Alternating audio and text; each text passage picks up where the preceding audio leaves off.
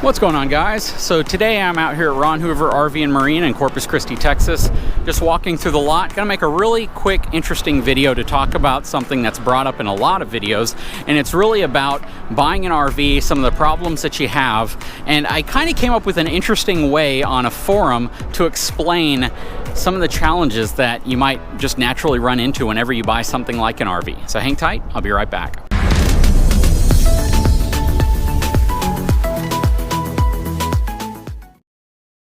All right, so we're inside of this beautiful 2021 Jayco Eagle 330 RSTS. This thing's got an MSRP of over 72 grand and it's got a sale price of over $55,000. So why are we walking through this relatively high price unit?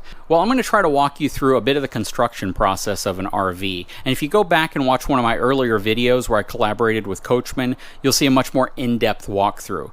But these are some things that I think are important, and they explain some of the situations you may deal with when you buy an RV at any price range.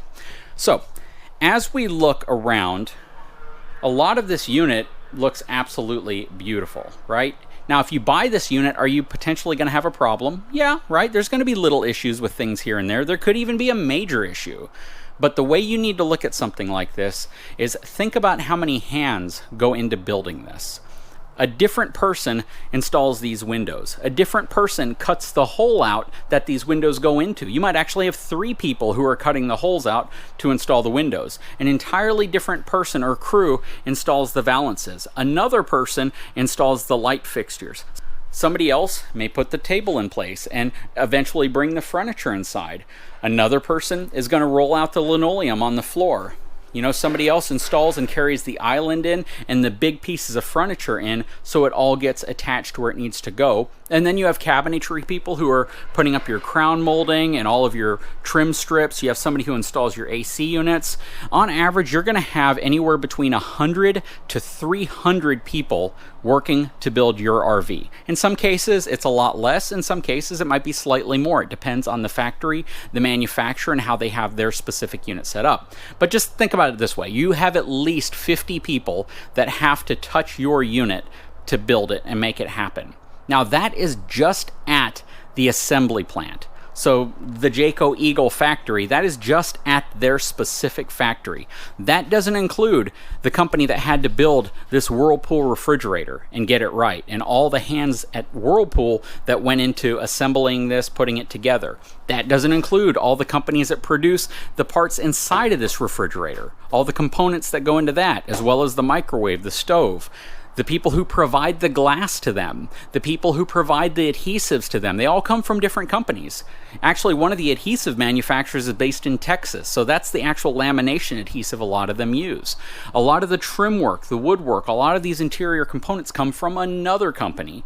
They're all made in different factories all over the world, a lot of them based here in North America. The furniture, right? This isn't made all in one factory that LCI shares with everything else. It's made in different factories. What is my point?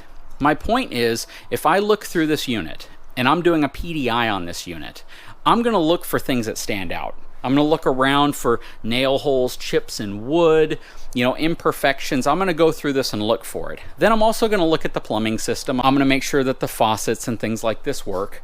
I'm also going to go through and look for anything that might not stand out as much, right? Maybe something blocking an AC duct or something like that. Now, every factory does their PDI different. They all have checklists that they go over to try to check off things that they've completed. But when they walk through the unit, they're cleaning it up and they're getting it ready, knowing that not every unit goes to PDI because PDI is a pretty lengthy process and it can hold up any units from being built if every one of them had to go through it. But they all go through an inspection. Somebody's going to walk through, they're going to look for imperfections, they're going to mark them, and somebody's going to try to come in and fix them. Meanwhile, the units that are being built behind it are stacking up. So the process can't take too long, but at the same time, it needs to be relatively thorough. This is the problem. If I walk through this unit right now, and if a viewer said, hey, JD, can you come out and can you do a PDI or a walkthrough with me on a unit I'm looking at buying? I may very well walk through this whole unit and not find one issue with it. But then you buy it and you go out on your first camping trip and you find a plumbing problem, or you find a fixture that somehow came off, or you find a tack that came loose. Things that there's no way I can identify through my investigation unless I am tugging, pulling, pressurizing, powering, using every component in here. So this is the challenge that the industry has. If I am the guy and my entire job is to put this trim up right here, and then to put this trim up right here, well, if I have my tack gun and I'm tacking it up, or gluing it up, or whatever I'm doing to put it in place, and my tack gun is defective, and it's driving the tacks all the way through, but I don't know it because it's all held in place and it looks fine, until this thing hits the road, and all of a sudden the tacks aren't holding the way they should, the trim starts falling down. Or I am wiring something back here, and if you've worked with electronics, sometimes you realize that wire connections look secure, but they're not, because you somehow missed, you know, and you're doing a lot of RVs, you're wiring a lot of units up, and you somehow got a wire wrong. Now, if I'm the guy that comes in with the cabinetry later, or the faucet, or the TV, or the refrigerator, I have no idea that 5 stations back, somebody messed up right here, and now this isn't going to work properly, or somebody put that trim up there with a nail gun that wasn't dialed in properly, or somebody, you know, used a caulking gun that ran out of caulk and something might lift up. I can't see it when I walk through the unit. It's not blatantly obvious. It may be something that appears at some point later down the road, whether it's en route to a dealership or whether you buy it and you're taking it on your first shakedown trip.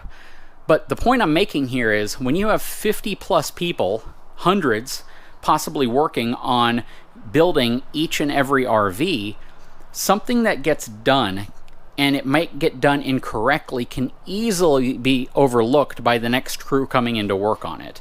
So I made this little diagram where it was a bunch of pluses and then there were minuses that were kind of scattered in between the pluses. And the whole point was to show that you can have 99 people building an RV correctly, but 10 of them have some type of an issue, whether they know about that issue or they don't know about that issue. And the 99 people that did it correctly may not notice any of those problems because when it got to their station, it was already covered up. It was already concealed. It's not visible. So you have a lot of people working in these facilities that are trying to turn out a good product. A lot of folks will say, well, slow the production line down. I think a lot of folks that have been shopping for RVs knows what happened when you slow the production line down. All of a sudden, components get less in demand because you don't need them as quickly because you're not turning out as many units, so they don't create as many of them. So when you have to ramp up production, you don't get the supplies you need.